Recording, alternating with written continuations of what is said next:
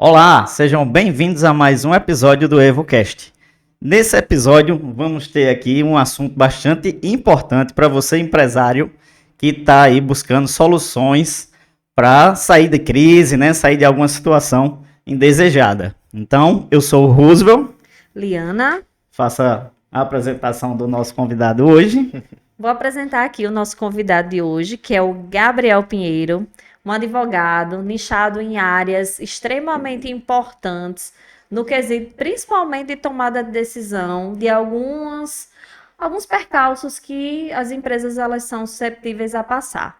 Esses nichos são o que a gente chama de planejamentos, né, através de holdings, e de recuperação judicial. Então, Gabriel, nosso muito obrigado pelo seu aceite aqui para gravar, falar um pouquinho dessas áreas que você atua junto à sua empresa, as dores que você resolve. Então, com certeza vai ser um bate-papo que vai esclarecer esses temas que ainda é muito obscuro no quesito de tratar com transparência e com seriedade junto a essa assessoria aos empresários. Perfeito. Primeiramente, eu gostaria de agradecer a vocês pelo convite, Roosevelt e Liana. Me apresentar um pouquinho para vocês também. Eu me chamo Gabriel, eu sou advogado há aproximadamente 2 anos e, como Liana muito bem falou, eu sou nichado em principalmente 2 áreas específicas. Direito empresarial, com certeza, é o ramo que eu mais gosto de trabalhar, é o ramo que eu amo, desde a época de faculdade realmente. E as áreas em que eu atuo principalmente são 2. É o planejamento sucessório que a gente chama, que as pessoas falam bastante sobre a questão de holding, mas eu vou explicar um pouquinho para vocês mais na frente, que não é apenas isso. E principalmente a recuperação judicial, que principalmente depois da pandemia teve um grande boom assim no mercado, né? As pessoas começaram a ver mais sobre recuperação judicial. Antigamente se falava muito sobre falência, tal empresa faliu. Hoje a recuperação judicial já está mais atuante no mercado, principalmente depois de 1, 2, 3 milhas, Americanas e tudo mais. Então, assim, vou explicar um pouquinho para vocês sobre como é que funciona, como é que é esse procedimento, quem pode, quem não pode, sim, e destravar um pouquinho o medo que o empresário tem de buscar esses 2 ramos também. Gabriel, pegando já pegando aqui já uma parte, né, do que ele falou, sobre essa questão depois da pandemia, né, muitas empresas se viram em um momento em que precisaram dar uma reajustada, né? A gente tem visto aí empresas grandes, como as que você nominou aí, Americanas, enfim. E você, né, pela perspectiva do trabalho que você vem realizando aqui ao longo desse tempo, da pandemia para cá, você tem visto que isso tem sido um fator de mudança de mercado? Por exemplo, na pandemia, alguns mercados cresceram e muitas empresas foram crescer junto dessa onda para aproveitar e surfar essa onda. E depois que passou o momento, digamos assim, desse crescimento, houve uma retração do mercado e os empresários não conseguiram visualizar essa retração do mercado e entraram em dificuldade. É isso mesmo? Bom, vamos lá. O que é que a gente enxerga aqui do lado jurídico? As empresas que cresceram durante a pandemia e cresceram mais ainda agora no pós-pandemia são as empresas que já estavam inseridas no digital. A gente sabe que a pandemia teve os lockdowns, né? Muitas empresas fecharam, shoppings fechados, comércios fechados. E as empresas que não estavam no digital tiveram uma grande dificuldade para se inserir nesse mercado. Afinal, também tem um custo e naquela época as empresas não estavam gerando lucro suficiente para tentar se inserir dentro desse mercado no digital. Então, esse crescimento que você fala bastante são de empresas que já entraram no digital desde antes da pandemia ou conseguiram se inserir no digital durante a pandemia. Vamos pegar um exemplo. Americanas a gente sabe que tem um dos maiores sites, né, de vendas aqui do Brasil, mas mesmo assim entrou nessa crise. Por quê? Americanas tinha loja em todos os lugares do Brasil, loja física, e querendo ou não, durante todo esse período ficou fechado. Então são estoques que vencem, né? Por exemplo, tem comida lá dentro das Americanas, essas comidas venceram durante a época da pandemia.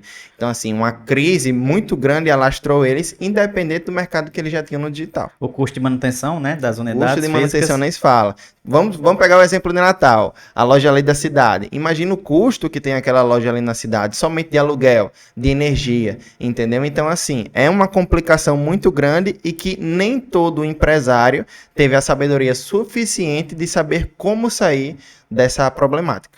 E aí tem sido recorrente a questão da recuperação judicial, né?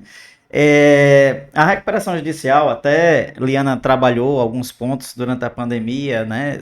Depois da pandemia, desculpe, com alguns clientes, em função de ser uma saída para um momento de crise em algumas situações.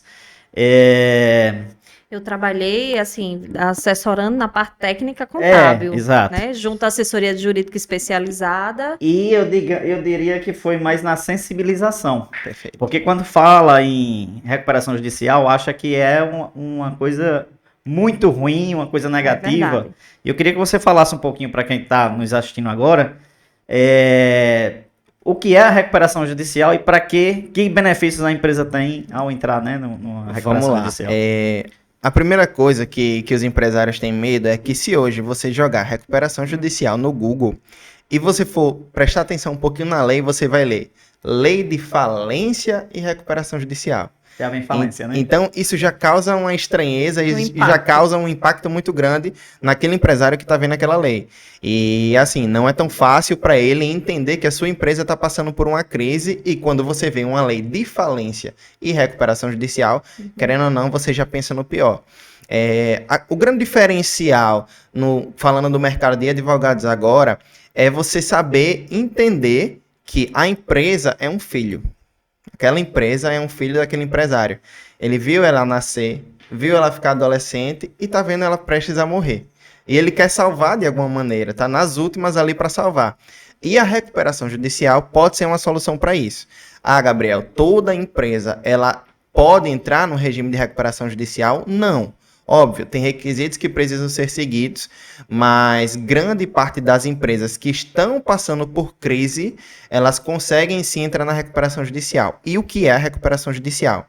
A recuperação judicial é um regime jurídico que a lei permite para que esses empresários e empresas que estejam passando por algum tipo de dificuldade financeira consigam superar essa crise através de parcelamentos especiais, através de deságios em relação a contratos com muitos juros, através de prazos maiores para pagamento, entendeu? Então a recuperação judicial permite isso e muito mais.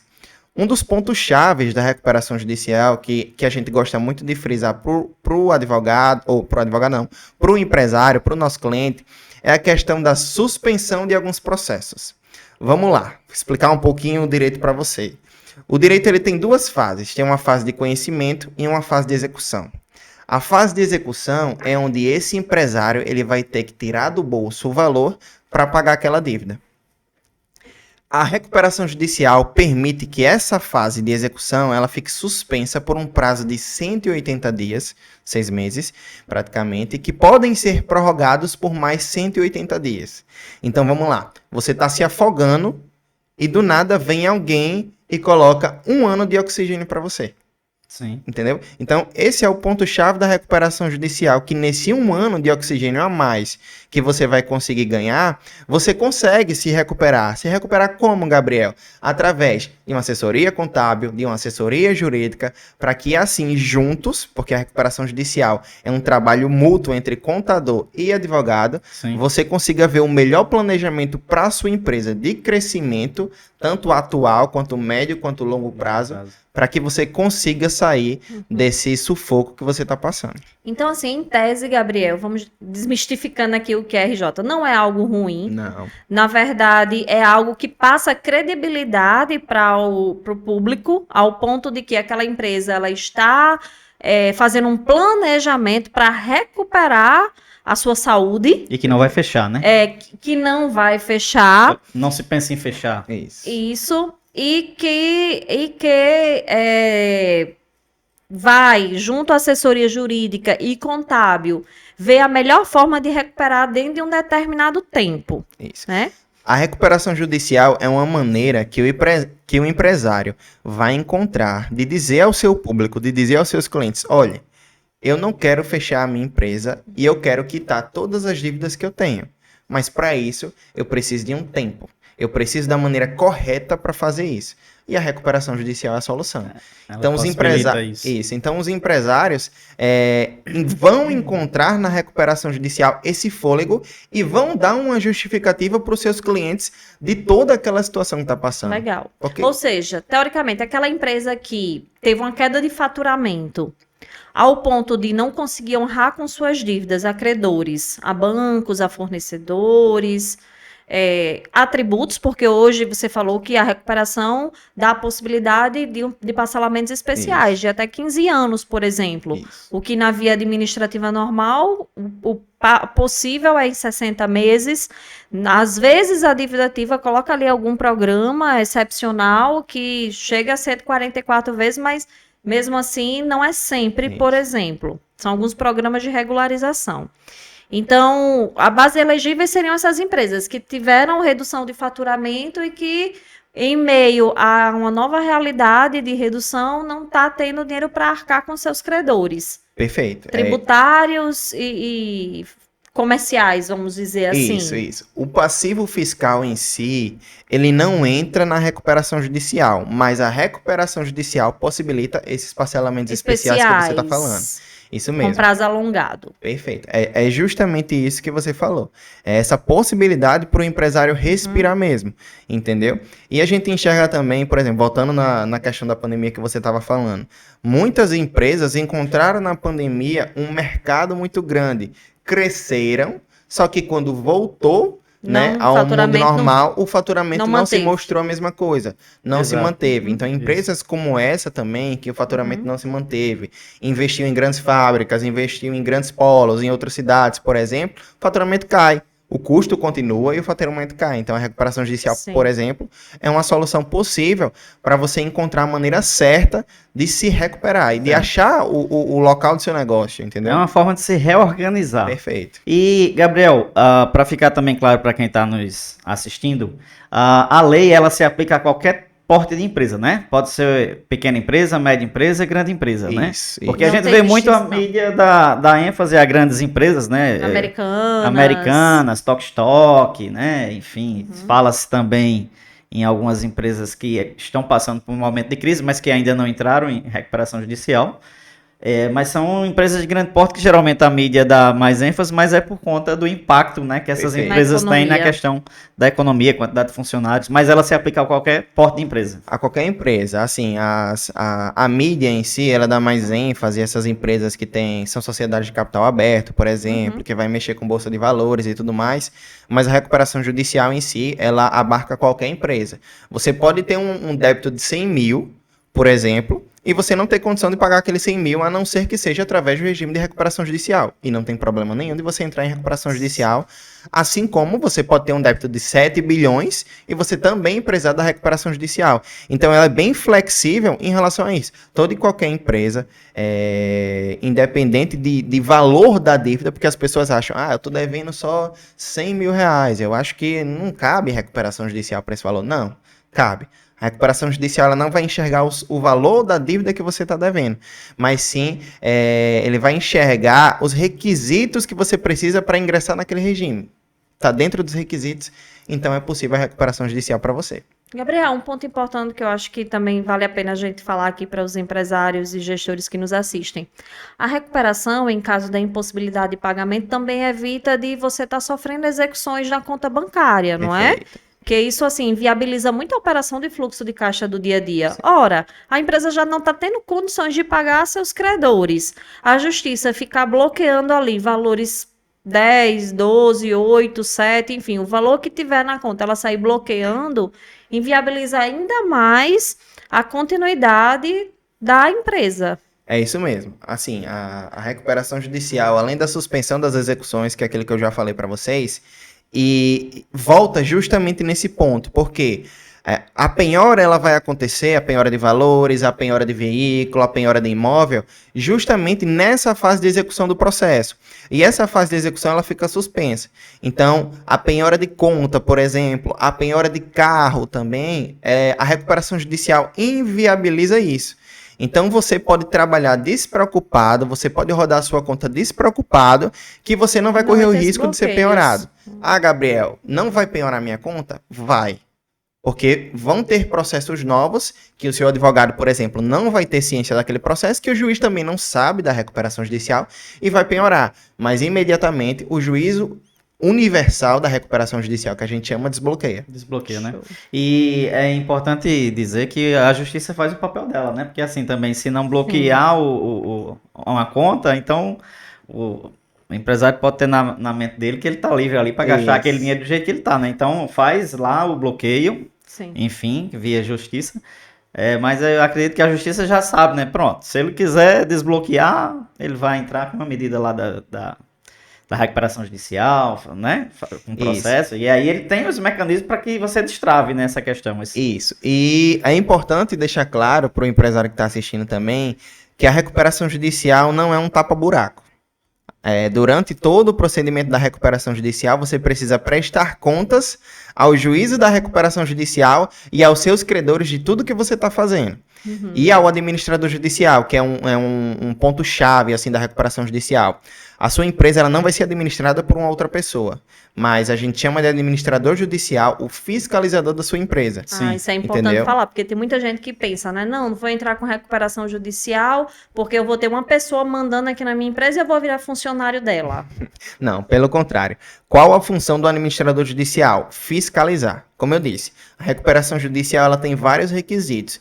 E para evitar que qualquer, por exemplo, já teve casos de uma empresa fechada que tinha uma dívida muito grande e aquele sócio estava tendo a conta bloqueada quase que diariamente, pediu uma recuperação judicial.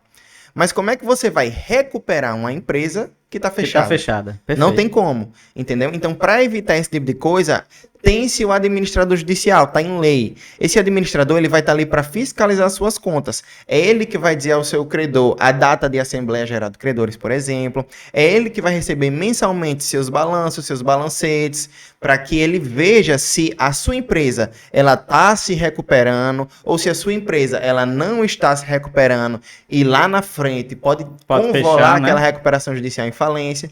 Então, a função do administrador judicial não é estar na sua cadeira, na sua empresa, mas sim estar lá na empresa dele, de administração judicial, somente fiscalizando aquilo.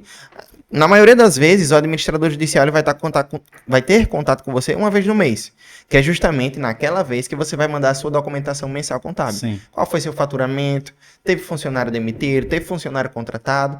Para que ele justifique dentro do processo de recuperação judicial. Isso. Ele é, na verdade, um prestador de contas para o juiz. Perfeito. Né? Na verdade, tem que ficar claro que quando se faz a RJ, né, é estabelecido um planejamento de recuperação da empresa.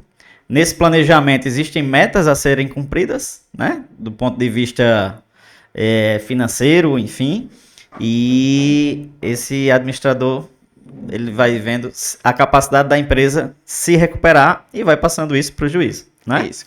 É importante a gente deixar claro também as fases de recuperação judicial, que é mais ou menos isso que você está falando. Você entra no judiciário com um pedido de recuperação judicial. Caso o seu pedido seja aprovado, aí você vai ter um prazo de 60 dias para apresentar o plano de recuperação judicial. O que significa esse plano de recuperação judicial, Gabriel? Nesse plano de recuperação judicial, eu vou dizer ao juiz e aos meus credores que eu devo X para Roosevelt, eu devo Y para Liana e eu tenho Z para pagar. Então, por exemplo, vamos colocar em números. Eu devo 50 mil para Roosevelt, eu devo 50 mil para Liana e essa é a minha dívida. Só que eu tenho um carro na minha empresa, certo? Que vale 120 mil. Ou seja, o que é que eu estou dizendo para os meus credores e para o juiz? Você tem garantia. Juiz, eu já tenho 120 mil de garantia caso a minha recuperação judicial ela der errado. Então, não há resquício nenhum para que você negue essa recuperação judicial. E aí, nesse plano, eu vou, junto com a minha contabilidade, traçar as metas que eu vou ter para pagar. Exemplo, eu devo 100 mil, eu vou dar um corte de 30%. Por quê? Porque desses 100 mil reais que eu devo, 30 mil é juros. Então, eu acho que eu não devo pagar os juros. E, além disso, 70 mil que sobra, eu vou pagar em 24 meses.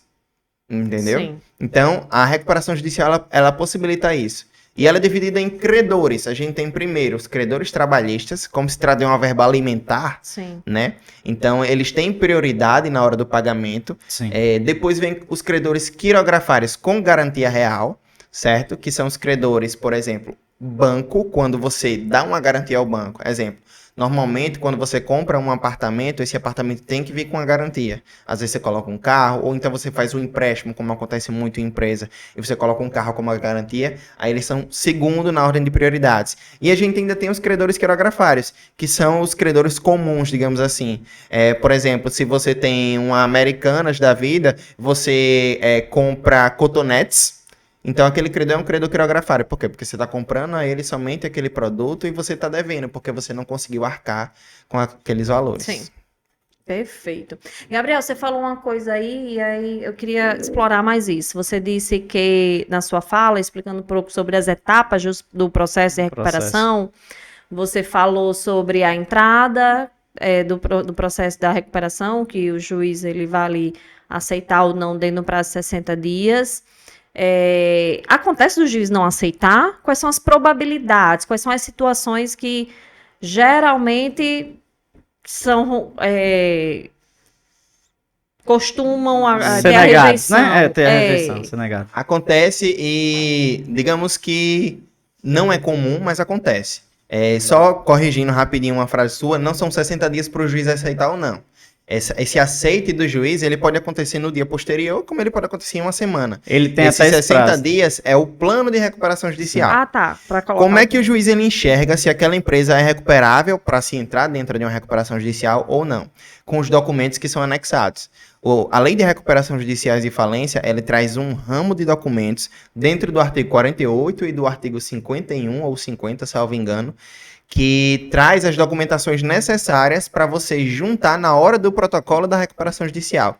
Juntou todas essas documentações, o juiz ele analisa, vê se as documentações estão corretas, vê viabilidade ou não de recuperar, e aí ele aceita ou nega. Mas o juiz ele não nega de primeira a recuperação judicial. O que é que ele faz? Ele faz algo chamado consolidação substancial, certo? O que é isso? É quando o juiz tem dúvidas se aquela empresa ela é recuperável ou não. Então, ele contrata um perito contábil. Eu vou falar agora sobre isso. Ele contrata um perito contábil, certo? Esse perito contábil, ele vai analisar a documentação da empresa, ele vai até a sede da empresa, vai ver se realmente aquela empresa está rodando ou não. Isso acontece muito, principalmente depois da pandemia, porque, como eu disse, muitas empresas fechadas tentaram recuperação judicial por causa dessas dívidas. Sim. Então, chegou esse instrumento, já existia, mas ficou mais forte ainda, para ver realmente se aquela empresa ela é recuperável ou não é recuperável. Aí esse perito ele faz essa análise técnica e dá o laudo técnico dentro do processo de recuperação judicial. Lá ele diz, juiz, conforme documentação, conforme ida até a empresa, eu vi que realmente essa empresa é recuperável, então, por mim, eu acho que ela pode sim entrar dentro do regime de recuperação judicial. Ou dizer, olha, pela documentação aqui faltou isso, faltou aquilo. Fui até a empresa estava fechada, não tinha mais ninguém lá dentro, entendeu? Então eu acho que essa empresa ela não pode entrar no regime de recuperação judicial. Perfeito. Compreendido. As empresas também podem nomear um perito assistente, né? Pode Pra nomear um acompanhar, perito né? assistente. Porque Só assim, para ficar claro, como juiz que determina esse perito, você pode nomear um perito assistente, você empresário, caso você sinta que aquele perito, por exemplo, ele é suspeito de alguma coisa, não está sendo Sim. imparcial, você pode nomear um perito assistente para também fazer essa perícia junto ao outro perito e os dois darem os laudos em conjunto. Sim. Perfeito. Aí, Gabriel, dando seguimento à sua fala na questão do faseamento do processo. Na última instância, você falou da fase final, que seria a empresa realmente não se recuperando e entrar com processo de falência. E você também usou o termo da lei, que é recuperação judicial e falência.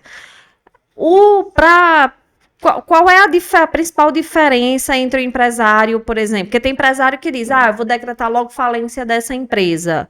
Pode já ir direto para falência antes de fazer uma recuperação? Quais são os critérios? Qual é a principal diferença entre recuperação e falência? Vamos lá. A recuperação judicial, o empresário ele tem a intenção de manter o negócio dele. Ele quer recuperar, quer ganhar aquele fôlego que eu dei o exemplo mais cedo para recuperar o seu negócio. A falência não. A falência, aquele empresário, ele não vê viabilidade na empresa continuar em funcionamento. Então, ele entra com pedido de falência no judiciário para quê? Para ele não fechar as portas e ficar devendo. Mas sim, ó, eu vou fechar as portas, eu estou falindo, certo? Mas eu vou falir da maneira correta. Eu tenho uma lista de credores que eu preciso seguir a ordem, aí já entra os credores fiscais também, o Então, passivo assim, um fiscal. adendo, né, que a gente precisa frisar aqui. Não é porque o empresário, ele tá pensando em decretar falência que ele vai ter o perdão de dívida. Não, senhor. Muito Ele pelo vai ficar contrário. devendo funcionários, vai ficar devendo governo, vai ficar devendo credores. E um ponto extremamente importante na falência, ele fica 5 anos sem poder exercer aquela atividade da de empresa. empresário. Ele não pode Daquele exercer. KNAI. Isso, ele não pode, por exemplo, eu tenho KNAI de... Deixa eu pensar aqui. Comércio varejista de material de limpeza. Perfeito. Se eu entro com a falência da minha empresa e aquela empresa vai à falência, pelos próximos 5 anos eu não posso trabalhar com esse KNAI. Eu Sim. posso abrir uma pizzaria.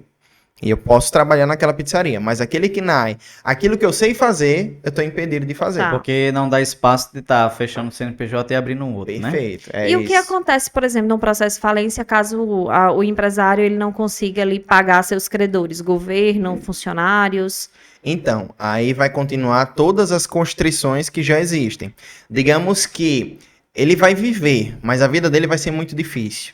Ministério Entendeu? Público. Porque aí vai entrar a questão do Ministério Público, mas é difícil com processo de falência, por exemplo, entrar em algum ramo criminal, a não ser que ele realmente Sim. haja de maneira errada. Mas aí a justiça também Mas a vai ju- ver se a pessoa tem bens, Isso, né? Isso, aí a Sim. justiça vai atrás da desconsideração da personalidade jurídica que a gente chama. Vai atrás dos bens. Então a conta dele vai ficar eternamente sendo bloqueada. Entrou, pessoa caiu. física. Entrou, caiu. Entrou, E caiu. você citou agora um exemplo dele empreender em outra área. Certo. Nesse caso, dele ficar devendo com a empresa que ele solicitou lá a falência, ele pode ter bloqueio nessa nova empresa?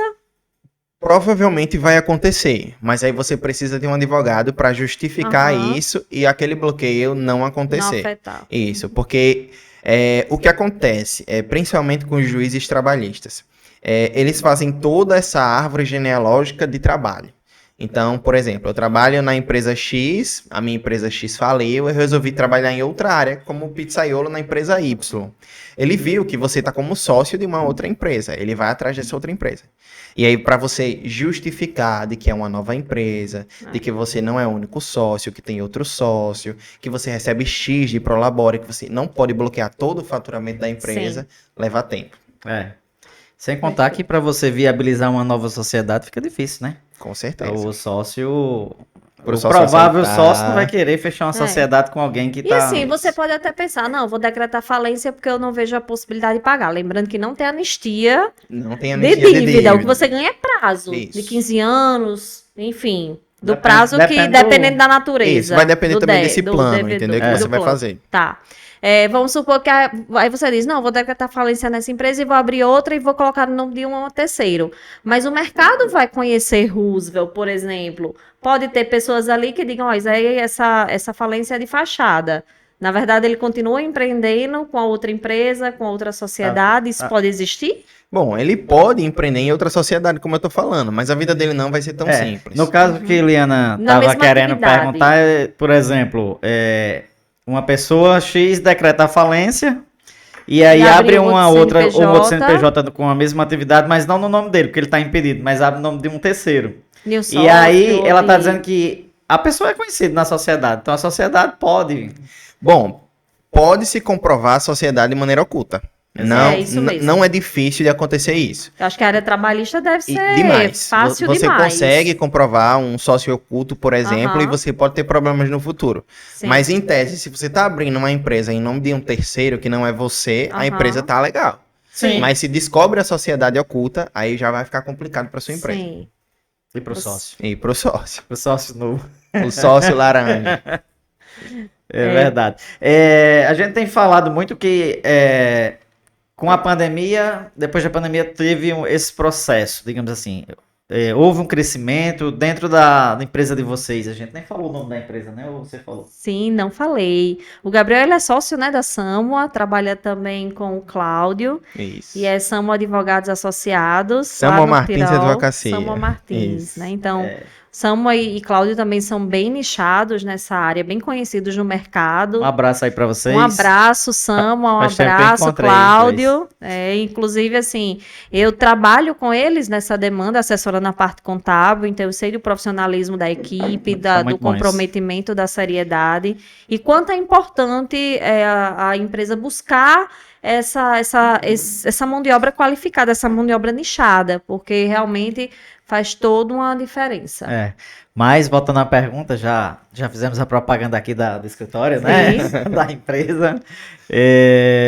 Na cartela de vocês, aumentou muito depois da... Essa demanda Quantos de por cento? RJ? Vocês têm uma ideia? Aumentou. Eu não sei dizer para você agora a porcentagem, mas praticamente dobrou o número de clientes que a gente tem de recuperação judicial. Principalmente depois da pandemia. E eu diria não um ano posterior, mas no ano depois. Quase nunca um empresário ele enxerga quando as dificuldades estão aparecendo. Né? Porque o que acontece? A dificuldade aparece, mas ele vai lutar até conseguir vencer. Vai chegar uma hora que ele enxerga que não consegue. Desistir nunca é opção. Isso, desistir não é opção. Na hora que ele enxerga que não consegue mais, aí é quando ele busca. É igual o médico. Você vai, você tem uma dor de cabeça, você acha que não é nada, você toma um remédio, começa a dor de garganta, você também acha que não é nada, toma um remédio. Quando vê, tá piorando toda a situação, é quando você busca o médico. A mesma coisa com o advogado. É verdade. Entendeu? Como eu competi em natação, a minha metáfora era com natação, né? Até enquanto o empresário achar que dá para ele dar abraçada, ele vai tentar, ele né? vai dar abraçada. Mas quando ele vê que não vai conseguir, ele dá o grito. É desse né? jeito. É verdade. E é importante deixar claro para o empresário que recuperação judicial não é algo que todo mundo sabe fazer. Sim, é algo muito específico, é algo que você tem que estudar para buscar o profissional correto, porque não é simples, não é fácil, tem muitas nuances que se você não sabe fazer, você pode rapidamente levar aquela empresa à falência. É muito técnico, realmente. Isso. E tem que entender do processo. Até para fazer um plano muito bem elaborado, realmente com provas, com fatos, que convençam o juiz. Perfeito. Porque o juiz, ele é ali um pesquisador, então ele sai ali fazendo uma... Na realidade, você não precisa convencer o juiz, você tem que convencer seu credor. E é importante frisar que você está devendo. Então, digamos que eu devo a Liana 50 mil reais, e eu estou pedindo, Liana, eu quero tirar os juros que você está me cobrando e eu quero que a dívida que eu deveria ter pago há um ano atrás, eu pague daqui a 5 anos. Não é fácil. É mais ou menos aquela frase, né? Devo, não nego, pago quando eu puder, né? Digamos que mais ou menos é isso aí. Então, inclusive, por exemplo, nem todo mundo que entra com pedido de recuperação judicial, advogados, inclusive, já buscaram a gente para fazer o próprio plano, porque o plano é algo extremamente complicado de se fazer. Muito técnico. Você precisa entender da lei, você precisa entender do seu administrador judicial, porque cada administrador judicial, às vezes, tem um pensamento diferente, todos, claro, de acordo com a lei, mas às vezes um acha que a taxa de juros que você está colocando não é a devida, às vezes um acha que o deságio que você está dando está sendo muito alto. Então você precisa entender tudo isso para fazer esse plano de recuperação judicial, para convencer os seus credores. O juiz ele não está ali para homologar o plano, mas os credores sim. Se seus credores, na Assembleia Geral de Credores, dizem que não vão acatar aquele plano, a sua empresa vai à falência. E aí, eu não sei se a gente pode passar para a questão agora de um assunto mais de proteção, né? Sim. Com as holdings, né? E se vocês tiverem dúvidas, vocês passam pra gente que a gente encaminha para o escritório aí. Vou olhar os comentários depois para ver se tem alguma coisa. Beleza. Até agora nós falamos um pouco sobre o processo de recuperação e de falência, desmistificando um pouco para o empresário entender aonde se encaixa como se enquadra cada situação. Eu acho que é o que define bem foi isso. E é meio que uma área reativa. Aconteceu, eu vou ter que reagir. O que é que eu faço? Qual o caminho que eu vou? Né? Então, vamos botar aqui um ponto nesse capítulo e os empresários que tiverem dúvidas e tirarem alguns insights, podem nos procurar que a gente vai conduzir aí para o escritório junto com o Gabriel. E vamos entrar agora no capítulo de planejamento, que é o que Não é algo reativo, na verdade é algo que antecede, Preventivo. é algo preventivo. Isso. Isso. E aí, vamos falar de holding. Existem alguns tipos de holding, né? Então, Gabriel, fala um pouquinho pra gente aí, pra quem tá nos O assistindo. que seria holding? Quais as finalidades das holdings? Quais são os tipos, né? Porque tem umas que são para sucessão, outras mais para questão acabei de falar o termo. Participações, de ser sócio em outras empresas. Mas é de preservar, né? Digamos assim, Patrimônio. o patrimônio, né? Enfim. Proteger o patrimônio. Proteger o patrimônio, perfeito. Então, Proteção. inclusive, proteger o patrimônio é a palavra-chave, digamos assim. As holdings, elas estão muito em alta. Então, quando a pessoa pensa em proteger o patrimônio, pensa logo em holding. Mas, na verdade, é feito um planejamento sucessório de você, da sua empresa. Às vezes, não é necessário fazer uma holding para lhe proteger. Tem outras saídas, entendeu? Inclusive, a recuperação judicial está dentro desse planejamento patrimonial que é feito. Então, vamos falar um pouquinho sobre holding em si. O que seria a holding? A holding é uma maneira que você tem de proteger o seu patrimônio. É muito difícil de que o empresário pense de maneira precoce, digamos assim. Digamos que você vai chegar para ele e você vai dizer, olha, é o seguinte, você precisa pensar no que vai acontecer depois que você morrer. Sim. Entendeu? Não é fácil você ouvir isso. E assim, o inventário é algo muito custoso, demora muito e é caro, de eu verdade. vou falar uma coisa antes de você falar. Você falou aí, é muito difícil um empresário pensar no que vai acontecer depois de ele morrer, né? Perfeito. Eu diria ainda que é muito difícil o empresário pensar no que vai acontecer quando ele envelhecer. Perfeito. Né? Melhor Imagina ainda. depois que morrer. Então, O que acontece? Quando a gente cria a nossa empresa ou quando a gente cria o nosso patrimônio, a gente pensa nas melhores coisas possíveis. Nossa, eu tô crescendo, tá dando tudo certo. Mas a gente não pensa nos problemas que vai acontecer. Por exemplo, você tem uma empresa. E se sua empresa amanhã fechar? E se um funcionário seu for demitido? Entendeu? Se tiver uma ação judicial, se tiver algum patrimônio nessa empresa. Perfeito. E se, por exemplo, eu casar amanhã e eu separar da minha esposa? Entendeu? E todo aquele patrimônio que eu construí. Essas coisas não são fáceis de se pensar. Por quê? Porque tudo isso aconteceu de maneira legal, bacana, entendeu? Então a holding ela vem justamente para isso, para proteger o seu patrimônio. A holding nada mais é do que proteção patrimonial. É criada uma empresa e essa empresa ela vai servir exclusivamente para administrar alguma coisa. Sim. Seja administrar bens, seja administrar participação societária em empresa, entendeu? Inclusive já entrando nessas duas vertentes de holding, a gente tem a holding patrimonial, como o próprio nome já diz, ela vai cuidar dos seus bens, do seu patrimônio, né? E a gente tem a holding de participação, que vai cuidar de participações societárias. Algumas pessoas criaram um terceiro ramo, que seria as holdings mistas, que trata tanto do patrimônio quanto da participação societária. Perfeito. Eu, Gabriel, eu não indico isso para o meu cliente. Eu gosto de separar. Por quê? Porque se você coloca a sua participação societária dentro da empresa que está protegendo seu patrimônio, e se essa empresa quebrar? Sim. Seu patrimônio está lá dentro, então você vai perder tudo por causa que você resolveu criar essa holding mista sem necessidade, entendeu? Então a holding ela serve muito para isso. E como a Liana falou, é difícil a gente pensar em quando, o que é que vai acontecer se eu me separar da minha esposa, se eu falecer, entendeu? Se minha empresa quebrar, se minha empresa tiver um processo fiscal, se minha empresa tiver um processo trabalhista. Por quê? Porque você está pensando no pior. Mas todo empresário precisa pensar no pior, Sim. entendeu? E por isso é importante a atuação do advogado, por isso é importante a atuação da contabilidade, para mostrar ao empresário que ele precisa enxergar esse tipo de coisa. E a holding vem justamente para isso, para mostrar àquele empresário que há maneiras dele proteger o patrimônio dele e continuar com aquele patrimônio, para caso aconteça esse tipo de nuance, de uma separação, de um processo judicial, ou até mesmo de um falecimento, aqueles bens que ele construiu durante toda a vida dele, eles consigam estar intactos. Perfeito. Lembrando aqui só, né, Liana, deixar claro que a holding ela também pode ser constituída de participação societária, né?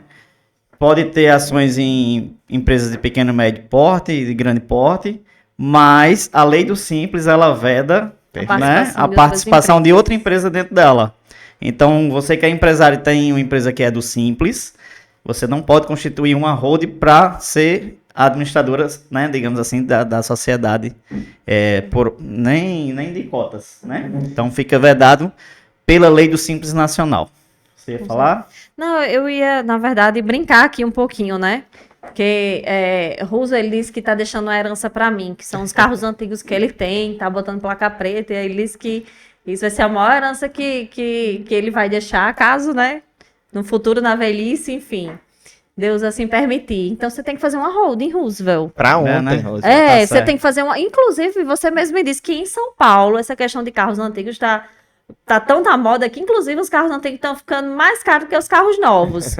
E aí tem muitas pessoas em São Paulo que aderem a esse movimento, que estão criando holdings de carros antigos. Perfeito, é uma curiosidade muito bacana. E É. realmente a holding é bom por isso, porque você vai deixar o patrimônio que você quer para a pessoa que você quer. Claro, você tem que seguir a legítima, a lei. Sim. Se eu tenho filhos, eu tenho que deixar pelo menos 50% para os meus herdeiros necessários, que seriam os meus ascendentes, descendentes, cônjuge, colaterais, dependendo se você não tem nenhum dos três, entendeu? Mas, por exemplo, você tem um patrimônio de 1 milhão, 500 mil você dispõe da maneira que você quiser. E os outros 500, claro, você tem que ter a legítima, mas você ainda assim vai distribuir para os seus filhos os bens que você quiser, os bens que você preferir. E o Legal. melhor de tudo, sem precisar de um processo de De inventário. inventário. É. Gabriel, vamos fazer um caso prático com a Vamos. simulação? Vamos supor que seu João, certo? Ele tem aqui 2 milhões de patrimônio. Certo. Entre imóveis, terrenos, patrimônio. E aí, ele tem duas situações, certo? A situação A, vamos supor que ele não constitui a holding. Ele futuramente vai chegar à falência e, em cima desses 2 milhões de patrimônio, vai ter que se abrir o inventário, fazer a partilha, pagar o imposto de Transmissão. da propriedade.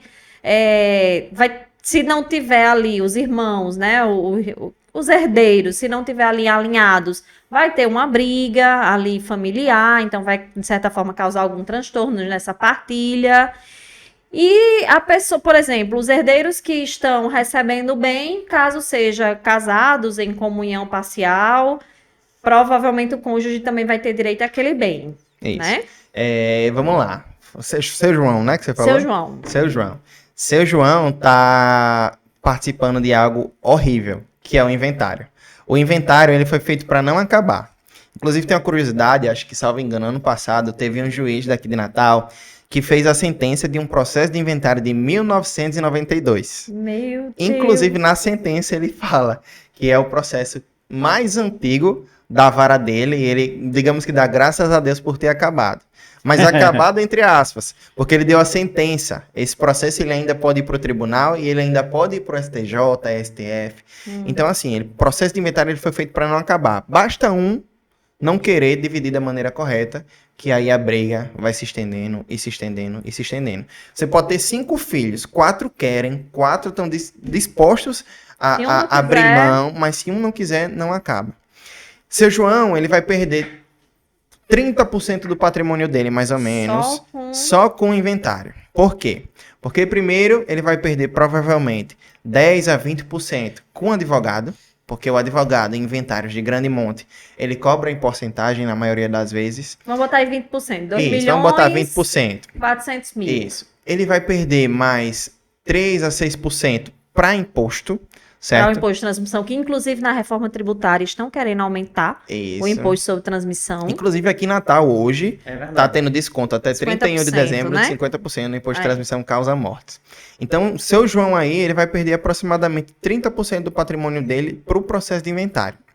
Mas se seu João tivesse feito uma holding ainda em Pronto, vida, vamos pro plano B. vamos pro plano B. Vamos supor que em vida ele pegou todo esse patrimônio, colocou na holding. Você, como assessor jurídico, você consegue encaixar ali para não pagar o imposto de Perfeito. transmissão, evitar os 6%, por Perfeito. exemplo. Vamos lá. Né? A holding, ela tem vários benefícios. O primeiro benefício dele é a antecipação sucessória.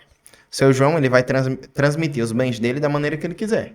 seu João tem Roosevelt e Liana de filhos, seu João vai deixar 50% para Roosevelt, 50% para Liana, seu João vai deixar dos 2 milhões que ele tem, 1 milhão é uma casa para Roosevelt, o resto é em poupança, ele vai deixar para Liana. Eu posso fazer a separação, por exemplo, sou o João, pode fazer a separação por bem ou pelo montante Ele geral? pode fazer por bem, ele pode fazer por montante. A gente está falando de uma empresa, a holding é uma empresa. Então, no Sim. contrato social, seu João ele pode botar da maneira que ele quiser, desde que ele siga os requisitos da lei.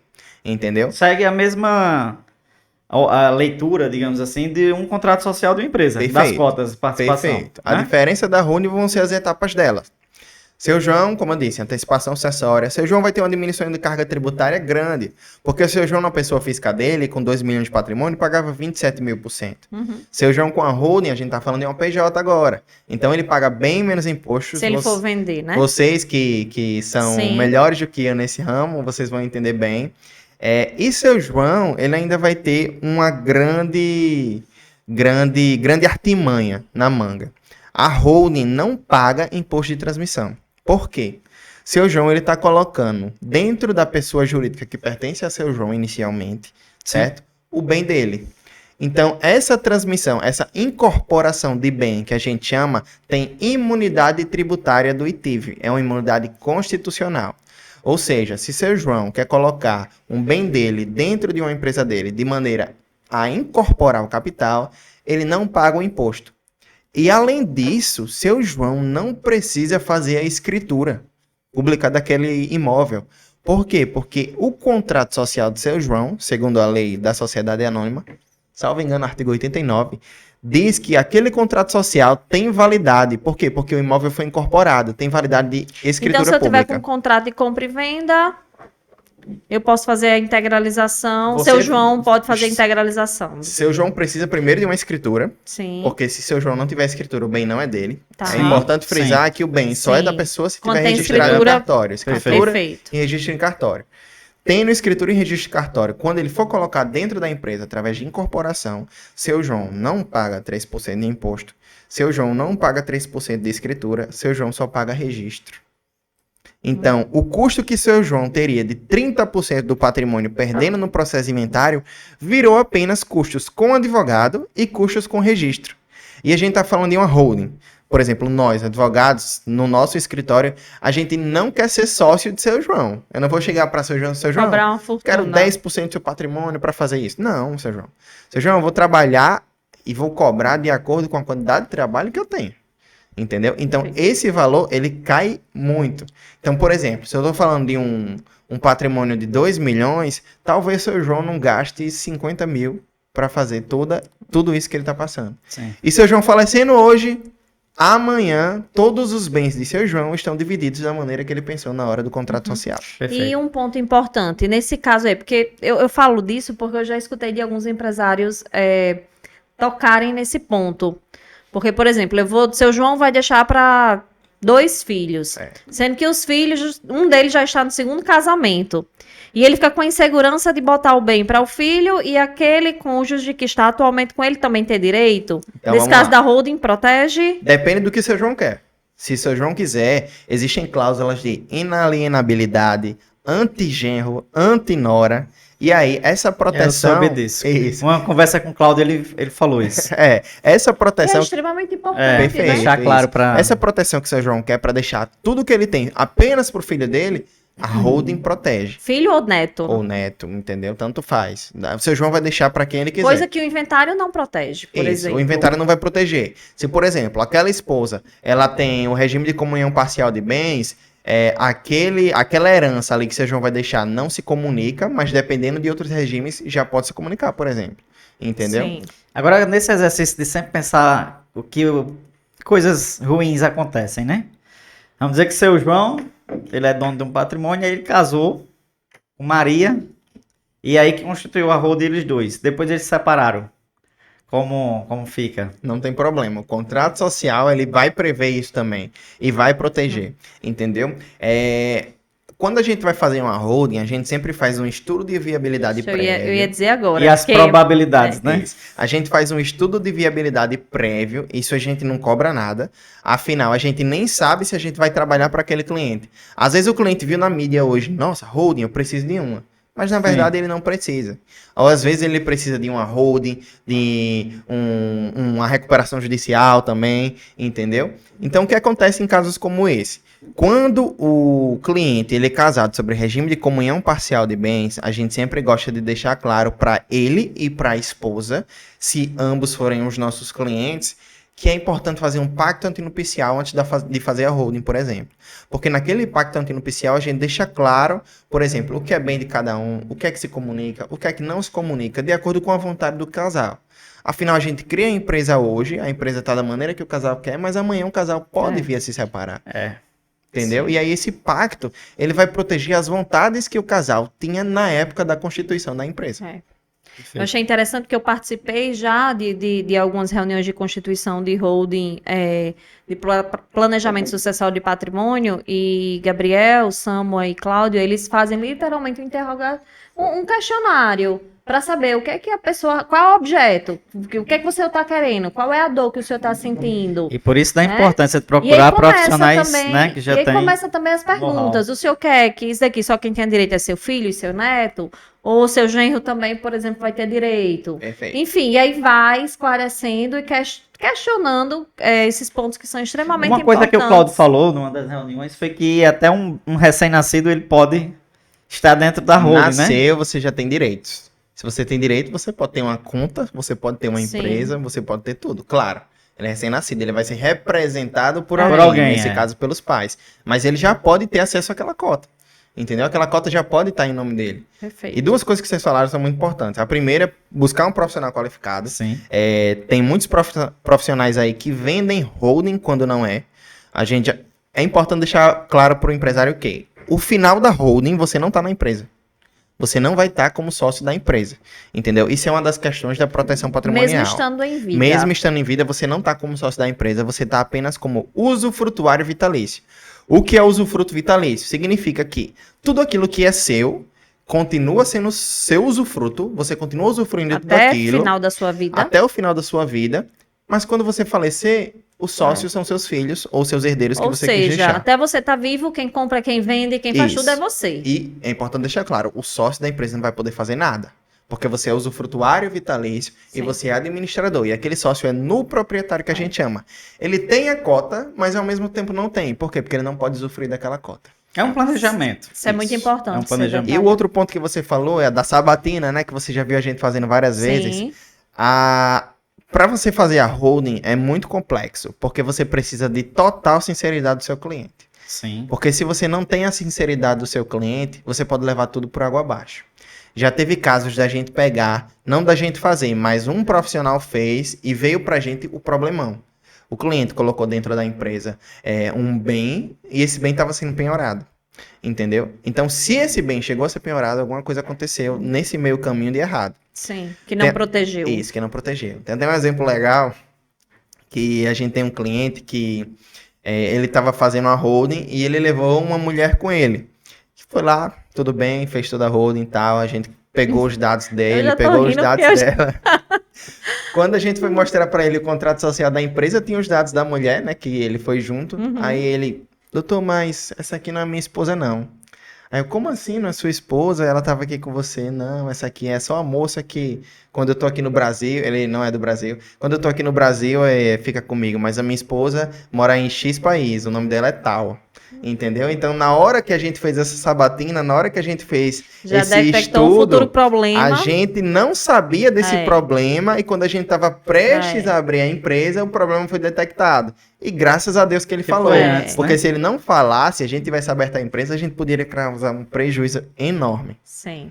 Entendeu? Agora, vocês pegaram os dados porque alguém forneceu, né? Isso. Aí é que tá a sinceridade. Né? Na maioria das vezes, quando você vai fazer uma holding, vai você, vai sua esposa, vai seus filhos. A gente sempre gosta, se você é casado, de que a sua esposa também vá. Familiar. E essa estrutura familiar, para que todos entendam do que se trata. Afinal, é um negócio que não vai acabar agora. Ele vai durar pro resto da sua vida. Seus filhos precisam entender o que é que tá acontecendo para que lá no futuro, né, quando venha acontecer o seu falecimento, eles saibam como agir. A mesma coisa sua esposa. Então, às vezes, existe um filho fora do casamento, que aquela esposa não sabe, que aquele filho não sabe. E a gente precisa dessas informações, porque a gente tem uma lei que também precisa seguir. Então, por exemplo, se você tem um filho fora do casamento e você não coloca ele dentro da sua holding, e você coloca todos os seus bens lá dentro, a gente está ferindo a legítima. Aquela holding, ela é ilegal. E, consequentemente, ela pode ser desconstituída lá na frente. Então, você já pensou no problema? Mas existem soluções para todos. Às vezes, o cliente ele tem um filho fora do casamento, mas tem uma família super estabilizada aqui. Eu tenho aqui hoje minha esposa, comigo, eu tenho mais 3 filhos. Só que eu tive um outro filho fora do casamento. Existe solução para aquilo. Para que aquele filho seu fora do casamento não precise entrar dentro dessa holding, na sua família estabilizada. Às vezes o filho é menor, então ele vai ser representado pela mãe. Aquela mãe que você já teve problemas, aí ela vai estar representando aquela cota do filho dentro da empresa. Então existem soluções para que essa problemática ela seja cortada pela raiz. Equacionada logo. Isso. Isso é extremamente importante, porque inclusive eu tenho um caso muito próximo, né, de uma pessoa que faleceu, a esposa também faleceu, e tinha um ponto de uma mercadoria sem nota, e o filho fora do casamento, e que... Mercadoria sem nota, é? Olha que tem nota, rapaz. Eita, Não, tá Se fora for do no casamento cartório, vai tem encontrar a nota. nota, não vai não? Alguém passou a nota. E aí, resumindo, com o falecimento dele e da esposa, o patrimônio era deles, eles não constituíram holding, não tinha nenhuma estrutura. Tinha um único filho apenas, mas ele não ficou com todo o patrimônio, teve que dividir com essa pessoa que era o filho sem nota. Então, é extremamente importante ter todo esse planejamento, né? Para prevenir. Você falou em redução tributária. A gente falou aqui que o inventário ele vai demandar aí 20%, por exemplo, em média, de 20% a 30% do valor do patrimônio. Podendo chegar até mais. Eu botei aí 2 milhões de patrimônio, 20% é 400 mil. E se você constituir uma holding, você pode reduzir isso a 50, 60 mil. É uma redução de 20% para menos de 5%. Digamos que muito representativo. É quase impossível você ter um processo de inventário sem perder bens. Porque na maioria das vezes, quando a pessoa falecer, você vai deixar um bem para quitar alguma coisa. Você vai deixar uma casa para quitar um imposto, para quitar advogado. E fora que um planejamento sucessório através de holding, você pode negociar, pode dividir, ali pode fazer um planejamento de pagar parcelado. Perfeito. Tem até uma curiosidade, porque muitas pessoas, elas acham que, mas é porque o senhor colocou o preço, né? Não vou falar com o senhor para baixar preço, né? Eu respeito o seu trabalho. Mas o advogado, ele é um empresário. Entendeu? Então ele tá ali para negociar. Você vai fazer uma proposta a gente vai fazer uma proposta de trabalho a você, entendeu? Do mesmo jeito que você pode fazer uma contraproposta de trabalho, uma proposta para você parcelar aquele valor. Então, se eu der a vista, eu tenho ganho X% de desconto, entendeu? Então a gente tá ali para ser empresário, assim como aquele empresário que tá na nossa frente. Nesse caso foi sem nota mesmo, eu identifiquei aí, né? Era sem nota mesmo. Eu super levanto a bandeira, eu dou muita orientação para os nossos clientes que têm estrutura patrimonial robusta, que construiu ao longo da vida, porque a gente não constrói patrimônio do dia para a noite, é com muito sacrifício, é com muito suor. Né? Eu tô falando de quem, claro, não é de pessoas que nasceram com berço de ouro, que já herdou patrimônio de gerações anteriores, é de quem realmente começou ali do zero, que a maioria dos empresários, eles literalmente começam do zero. São raros os casos no Brasil de patrimônios que são herdados. Então, eu sempre aconselho vislumbrar essa estrutura para fazer algo seguro com uma empresa, assessoria jurídica de responsabilidade, de credibilidade, de seriedade para fazer as coisas corretas. Afinal, como diz o ditado, né? Quem faz errado acaba pagando 2 vezes. Então, às vezes, a gente economiza em alguma coisa, não procura negociar, não procura estabelecer ali uma parceria e uma cláusulazinha, uma marcação não feita no contrato, como uma cláusula de antigenro, antinora, por exemplo, pode mudar todo uma expectativa do sucessor, digamos assim, né? Então, eu sempre oriento essa saída. E aí, a parte tributária é uma parte que afeta diretamente o bolso.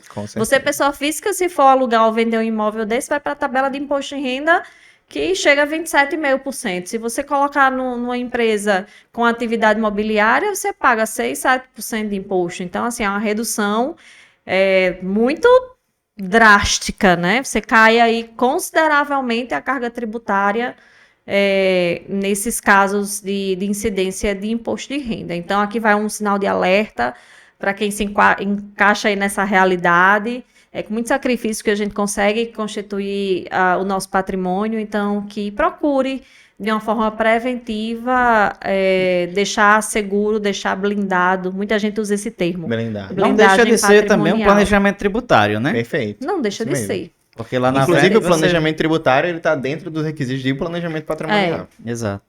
Gabriel, a gente está chegando ao fim do nosso podcast. Eu acho que a gente passaria aqui Horas. conversando, porque assuntos, dúvidas não nos faltam. Eu gostaria que você deixasse suas redes sociais, as redes sociais do escritório, para que os empresários, os gestores que nos assistem, caso queiram encontrar em contato, queira contratar os serviços de vocês, possam ter um canal para chegar até aos serviços. do Perfeito. escritório. Primeiramente, eu gostaria de agradecer a vocês pela oportunidade de estar aqui falando um pouquinho do meu trabalho. Para você, empresário, voltar lá lendo os comentários, para se vocês tiverem alguma dúvida, responder.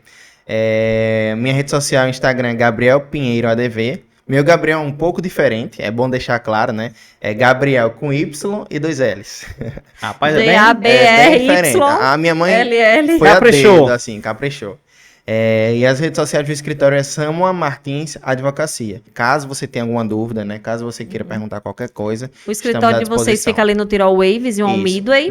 A gente tem 2 sedes hoje de escritório, né? A gente tem uma sede lá no Tirol Way Office, sala 511, certo? E a gente também tem uma sede aqui próximo à Acerta, Sim. que é ali no Temis Tower, na sala 1906. Sim. A gente Sim. resolveu separar um pouco, por quê? Porque aqui é mais próximo ao fórum, como a gente também tem muita Sim. demanda judicial, né? Não só Quando tá por aqui, isso, fica... quando tá por aqui, fica aqui, vai resolver as coisas por ali. Então nós temos essas 2 sedes hoje aqui em Natal.